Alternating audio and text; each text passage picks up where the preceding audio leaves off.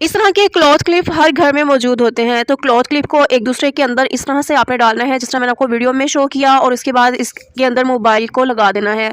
तो ये हमारा बगैर पैसे खर्च किए हुए बहुत ही ज़बरदस्त किस्म का मोबाइल स्टैंड बन गया है। अब इस मोबाइल स्टैंड को हम रोटेट भी कर सकते हैं और किचन में या कहीं पर भी रख कर काउंटर टॉप के ऊपर हम इंजॉय कर सकते हैं, मोबाइल को यूज़ कर सकते हैं। मेरी सेकेंड टिप भी मोबाइल फ़ोन को यूज़ करने के हवाले से है। तो लाइट जब चली जाती है तो हम मोबाइल फ़ोन की टॉर्च लाइट ऑन करते हैं, तो हमें अक्सर ऐसा होता है कि टॉर्च लाइट जो है आंखों में चुभती है और बहुत ज़्यादा इरिटेशन होती है। तो आपने क्या करना है कि एक ग्लास ले लें शीशे का, इसको इस तरीके से उल्टा टॉर्च लाइट के ऊपर रख दें, तो इस तरह से लाइट फैल कर आएगी और आंखों में बिल्कुल भी नहीं चुभेगी। या इससे भी अगर आप नेक्स्ट लेवल का जुगाड़ लगाना चाहते हैं तो उसके लिए आपने एक पानी की बोतल लेनी है, उसको अच्छी तरीके से बाहर से ड्राई कपड़े के साथ खुश्क कर लें और उसके बाद टॉर्च लाइट के ऊपर रख दें, तो इस तरह से भी बहुत अच्छी रोशनी आएगी और आंखों में बिल्कुल भी नहीं चुभेगी। मेरा नेक्स्ट आइडिया भी बहुत ज़बरदस्त है और बिल्कुल बेकार चीज़ों को यूज़ में लेके आके हम बहुत ही ज़बरदस्त किस्म का एक हैंगर बनाएंगे। और इस तरह के हैंगर जो है आम हमारे घरों में आते हैं जिसमें सेक्शंस बने हों, लेकिन अक्सर ऐसा होता है कि हमें इस तरह के हैंगर चाहिए होते हैं जिनमें सेक्शंस बने हों, लेकिन वो इजीली अवेलेबल नहीं होते। तो इनको हम घर में किस तरह से फजूल चीज़ों से बना सकते हैं। तो यहाँ पे मैंने जो बॉटल्स हमारे घर में आती है उनके कैप्स लिए हैं और इन कैप्स को हम इस तरह से यूज़ में लेकर आएंगे कि हम बिल्कुल एक बाजार जैसा सेक्शंस वाला हैंगर बना सकते हैं और वो भी पैसे खर्च किए बगैर। तो इसके लिए मैंने नाइफ को गर्म किया और बॉटल के कैप का जो इनर गोल वाला पार्ट है इसको मैंने इस तरह से राउंड शेप में काट लिया। काटने के बाद गर्म नाइफ के साथ ही मैंने इसको अच्छी तरीके से गर्म नाइफ को चारों साइड पे फेर दिया ताकि अगर बॉटल के कैप के अंदर कोई भी शार्पनेस है तो वो ख़त्म हो जाए। अब इस तरह का सूती कोई आप धागा ले लें नलकी का, या कोई जिस तरह से जिसके साथ हम रज़ाई वगैरह सीते हैं वो ले लें और बॉटल के कैप के अंदर से गुजार के ये हैंगर का इस पार्ट के ऊपर आपने अच्छे तरीके से इसकी नोट लगा देनी है। तो धागा मैंने सूती लिया है इसलिए नोट भी अच्छे से लग जाएगी और ये बड़ा इसका मजबूत तरीके से काम हो जाएगा और जितना मर्जी हम इसके ऊपर वजन डालेंगे कपड़ों का वो बिल्कुल भी ये धागा जो है वो नहीं निकलेगा। बिल्कुल इसी तरह आपने दूसरे और तीसरे और जितने आप चाहें हैंगर्स के ऊपर इसी तरह से कैप्स लगाकर इनको नोट लगा तो मैंने यहाँ पे 4 हैंगर्स लिए हैं और इसके लिए मुझे 3 कैप्स की ज़रूरत थी। तो मैंने इस तरीके से जिस तरह से मैं आपको वीडियो में शो कर रही हूँ इस कैप के अंदर से जो हैंगर के जो हैंडल होते हैं वो मैंने इस कैप्स में से गुजार दिए। तो ये एक हमारे पास ऑर्गेनाइजर बन गया है जिसके अंदर हम अपने 3 पीस या शर्ट्स पैंट्स या कोई शॉल्स वगैरह को हैंग कर सकते हैं और ये वर्टिकल स्पेस लेगा इसलिए इसकी स्पेस भी ये कम से कम लेगा और हम बहुत सारे कपड़े एक ही वर्टिकल स्पेस के ऊपर काफ़ी सारे कपड़े हैंग कर सकते हैं। हमारे घरों में बहुत सारी ऐसी इलेक्ट्रिक अप्लायंसेस यूज़ होती हैं जिनकी वायर्स जो हैं वो बिखरी हुई पड़ी रहती हैं और हम घर को जितना मर्जी ऑर्गेनाइज कर लें जब तक ये वायर्स को ऑर्गेनाइज नहीं करेंगे हमारा घर जो है वो वेल ऑर्गेनाइज नहीं लगेगा। तो इन वायर्स को ऑर्गेनाइज करने के लिए मैंने ये पुरानी जुराब ली है। इस जुराब का जो रबड़ है ऊपर वाली साइड से वो बिल्कुल ठीक है, तो वहाँ से मैं इस पार्ट को काट लूँगी और बाकी पार्ट मैं कहीं और यूज़ करूँगी। इस पार्ट के ऊपर मैं क्या करूँगी कि एक बटन लूँगी और बटन का साइज़ थोड़ा बड़ा होना चाहिए, तो इस बटन को सुई धागे की मदद से यहाँ इस इलास्टिक वाले पार्ट के ऊपर अच्छे तरीके से स्टिच कर लूँगी। अब इस इलास्टिक वाले पार्ट को मैं यूज़ करूँगी अपनी इस्त्री की वायर को समेटने के लिए। तो जिस तरह से मैं आपको वीडियो में शो कर रही हूँ अपनी इस्त्री की वायर को अच्छे से समेट लें, उसके बाद इसको इस्त्री के साथ रखकर तो जो मैंने आपको इलास्टिक का भी सिखाया है उसको आपने ऊपर की साइड पे लेकर रखना है और दूसरी साइड से नीचे से आपने गुजार के और जो पार्ट है इसको बटन के ऊपर लगा देना है। तो ये बहुत अच्छे तरीके से हमारी इस्त्री की वायर को ऑर्गेनाइज कर लेगी। आज के आइडियाज़ अगर अच्छे लगे हों तो प्लीज़ वीडियो को लाइक शेयर और कमेंट ज़रूर कीजिएगा। नए हैं तो चैनल को सब्सक्राइब कीजिएगा। टेक केयर, अल्लाह हाफिज़। अक्सर हम दही रायता बनाने के लिए जब यूज़ करते हैं तो दही बहुत ज़्यादा खट्टा होता है जिसकी वजह से रायता अच्छा नहीं बनता। बच्चे तो बिल्कुल भी खट्टा रायता खाना पसंद नहीं करते हैं। तो इसी दही को हम मीठा कैसे कर सकते हैं, तो इसके लिए हमने क्या करना है कि एक बर्तन लेना है, उसके अंदर अगर दही कम है तो चाय छानने वाली जो छलनी होती है वो रख लें, अदरवाइज इस तरह की जो बड़ी छलनी होती है वो रख लें। तो इस तरीके से सारा दही आपने इस छलनी के अंदर डाल देना है। ऐसा करने से क्या होगा कि जो दही के अंदर पानी मौजूद था वो सारा जो है स्ट्रेन होकर बिल्कुल बर्तन के अंदर आ जाएगा। और असल में क्या होता है कि जो दही की खटास होती है वो सारा इसी पानी में मौजूद होती है। तो जब ये पानी निकल जाएगा, स्ट्रेन हो जाएगा, तो सारी खटास भी इस दही में से निकल जाएगी और दही काफ़ी हद तक मीठा हो जाएगा। अब इस दही को आप वापस बर्तन में डाल दें और अगर अभी भी दही थोड़ा बहुत खट्टा होगा तो आप इसमें थोड़ा सा दूध भी शामिल कर सकती हैं और इसके बाद जब आप रायता बनाएंगी तो वो बिल्कुल भी खट्टा नहीं बनेगा।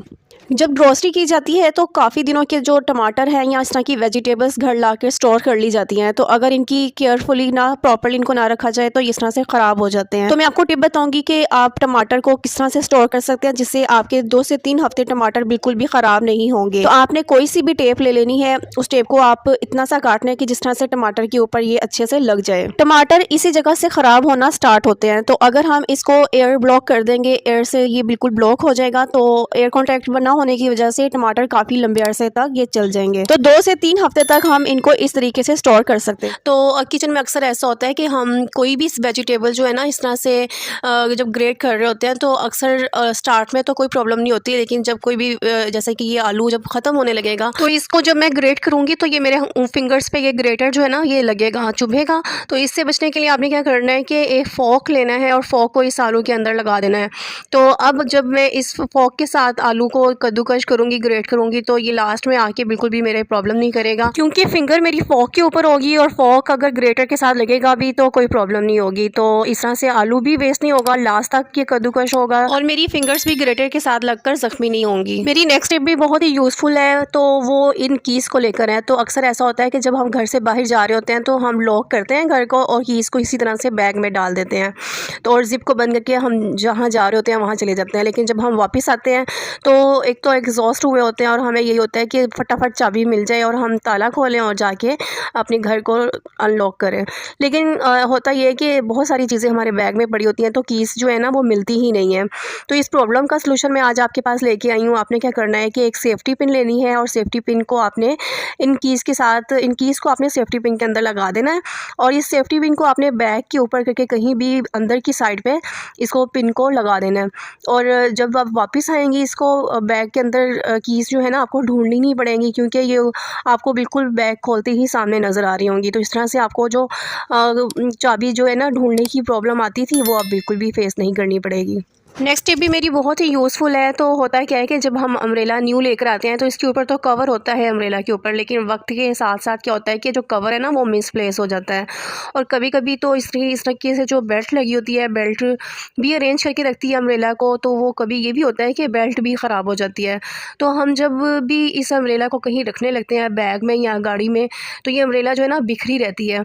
तो इसको किस तरीके से हम क्या करें कि ये जो अम्ब्रेला है ये कवर्ड रहे, अरेंज रहे और ये बिखरी हुई ना रहे।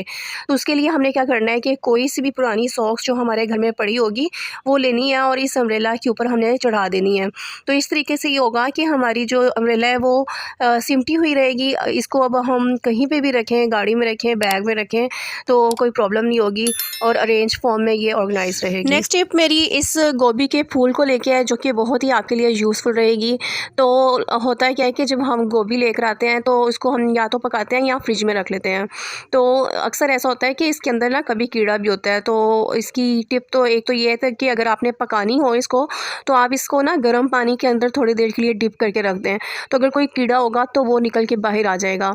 और दूसरी टिप ये है कि ये जो गोभी होती है इसको ख़रीदते वक्त देखा करें कि ये बिखरी हुई ना हो, सिमटी हुई हो और इस तरीके से जैसे मैं आपको वीडियो में शो कर रही हूँ इसको, इसके जो फूल है ना वो एक दूसरे के साथ बिल्कुल सही जुड़े हों, तो ये निशानी होती है कि इसके अंदर कोई कीड़ा नहीं है।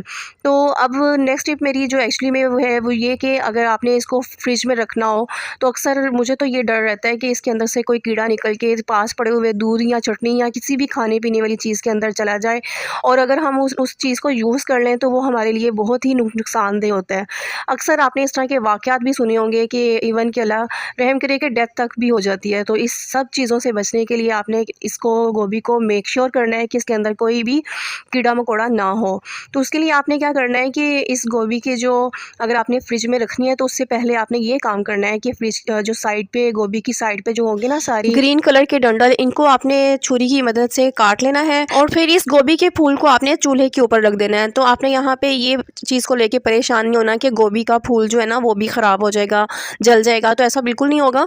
गोभी के जो नीचे वाला जो पार्ट होगा सिर्फ वही जलेगा, वो वैसे भी हमने यूज़ नहीं करना होता। तो इस तरीके से हीट जब मिलेगी कीड़े को या कोई भी ऐसी चीज़ होगी जो गोभी के अंदर होगी जो कि हमारे लिए नुकसान वाली हो सकती है, हीट मिलने पे क्या होगा कि वो बाहर निकल आएगी। तो इस तरीके से हमें पता चल जाएगा कि इसके अंदर कीड़ा है या नहीं है।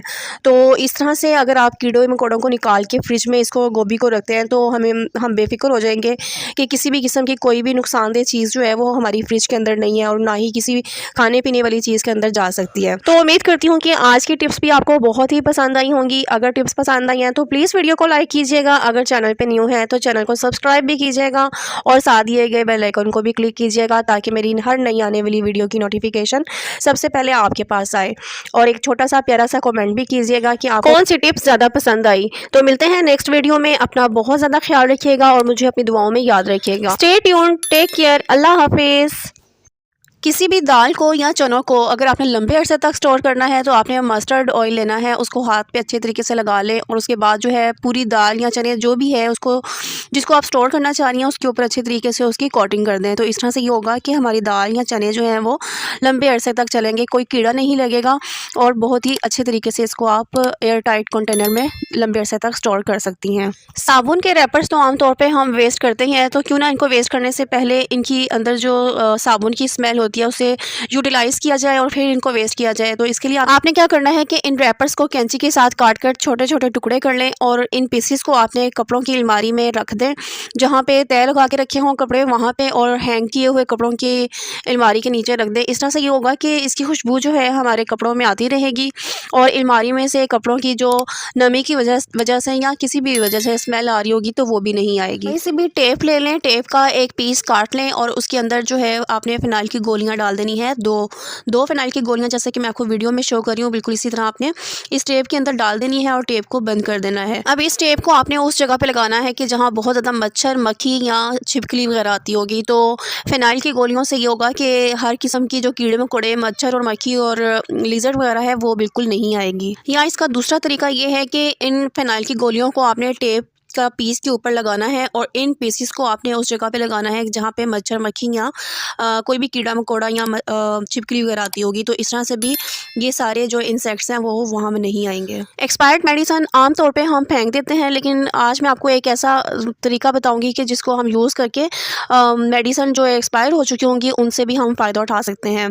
तो आपने क्या करना है कि मेडिसिन जो एक्सपायर हो चुकी हैं उनको अच्छी तरीके से इनका पाउडर बना लें। अब इन मेडिसिन के पाउडर का आपने 1 गिलास पानी के अंदर डाल के इसको अच्छी तरीके से पका लेना है और जब ये अच्छी तरीके से पक जाएगी तो आपने इसको क्या करना है कि अपने किचन के सिंक के अंदर इस पानी को फेंक देना है। तो इससे ये होगा कि सिंक के अंदर से जो भी कीड़े मकोड़े आते होंगे वो बिल्कुल भी नहीं आएंगे और आपका किचन जो है वो कीड़े मकोड़ों से पाक रह सकेगा। यहाँ आपने ये एहतियात करनी है कि पानी को थोड़ा थोड़ा करके फेंकना है, एकदम सारा पानी गर्म नहीं फेंकना, ताकि हमारा जो पाइप है वो गर्म पानी की वजह से डैमेज ना हो सके। आमतौर पे जब हम घर में दूध लेकर आते हैं तो उसको बॉईल करके हम यूज़ करते हैं। तो दूध को जब हम बॉईल करने के लिए चूल्हे पर रखते हैं तो पास खड़े रहें तो ठीक है, वरना ये होता है कि थोड़ी सी भी अगर हम नज़र हटाएं तो दूध बहुत चोर होता है, फटाफट जो है वो बॉईल होकर नीचे गिर जाता है। तो आज मैं आपको ऐसी ट्रिक बताऊंगी कि आलू की मदद से हम किस तरह से दूध को बॉईल होकर नीचे गिरने से बचा सकते हैं। तो इसके लिए आपने एक आलू लेना है, उसको सेंटर से काट के इसके 2 पीस में इसको डिवाइड कर लें और अब आप देखेंगे कि इसमें से बड़ा अच्छा सा जो रस निकलता है, बस यही रस हमें चाहिए दूध को बॉईल होकर नीचे गिरने से बचाने के लिए। तो इसी जिस तरह से मैं आपको वीडियो में शो कर रही हूँ, इस आलू को आपने पतीली की चारों साइड पे अच्छे तरीके से फेर लेना है। तो आलू का जो रस है वो सारी साइड पे पतीली के चारों साइड पे लग जाएगा और दूध जो है वो बॉईल होकर नीचे नहीं गिरेगा। लेकिन आपने यहाँ पे यह एहतियात करनी है कि इतना भी आपने काम में बिजी नहीं हो जाना कि दूध को बिल्कुल ही भूल जाएं और दूध पक कर बिल्कुल सूख खत्म हो जाएगा। चलते हैं नेक्स्ट टिप की तरफ। इस तरह के पॉलीथीन बैग हमारे घर में बहुत ज़्यादा आते हैं और हमारे यूज़ में भी बहुत ज़्यादा आते हैं, तो इसीलिए इनको अरेंज करके रखना बहुत ज़्यादा ज़रूरी होता है ताकि बिखरे हुए भी ना लगे और ज़रूरत पड़ने पे हमें ये अवेलेबल भी हो जाए। तो आपने क्या करना है कि इनको अरेंज करके रखना है। तो अरेंज करने का एक तरीका मैं आपको बताऊंगी कि आपने पॉलीथीन बैग लेना है और इसको लंबाई के रुख जो है इस तरह से आपने इनको फोल्ड करते जाना है। वर्टिकल साइड पे आपने एक फोल्ड करके एक और फोल्ड करना है ताकि ये छोटी से छोटी शक्ल में आ जाए। अब इनको जब आपने वर्टिकली फोल्ड कर लिया तो हॉरिजॉन्टली आपने इनको फोल्ड करना स्टार्ट करना है। तो बिल्कुल जैसे हम समोसों की पट्टी को फोल्ड करते हैं इसी तरह से इसको भी हम फोल्ड करेंगे। तो ट्रायंगुलर फॉर्म में इनको फोल्ड करते हुए आपने ऊपर की साइड पे आते जाना है और जब बिल्कुल लास्ट में आ जाएंगे तो एंड वाली जो लेयर है वो आपने इस फोल्डिंग के अंदर डाल देनी है। तो इस तरह से ये पॉलीथीन बैग बहुत अच्छे तरीके से अरेंज हो जाएंगे। आप जितने चाहे मर्जी बैग जो है इस तरीके से अरेंज करके रख सकती हैं। बहुत ही कम स्पेस लेंगे। अगर आप ट्रैवल कर रहे हैं तो ट्रैवलिंग के दौरान ये इस तरह से आप पॉलीथीन बैग को अपने पास रख सकती हैं। ये बहुत ही कम स्पेस में आ जाएंगे। मेरी प्रीवियस वीडियो की ग्रीटिंग्स जाती हैं सना फ्रॉम लाहौर, वुमेनिया ATF from Lahore, Jameel from Karachi को। कमेंट बॉक्स में अपना और अपने शहर का नाम जरूर मेंशन कीजिएगा ताकि नेक्स्ट वीडियो में मैं आपका नाम ले सकूं और आपको ग्रीटिंग्स दे सकूं। तो मिलते हैं नेक्स्ट वीडियो में। अपना बहुत ज़्यादा ख्याल रखिएगा। Till then take care. अल्लाह हाफिज़।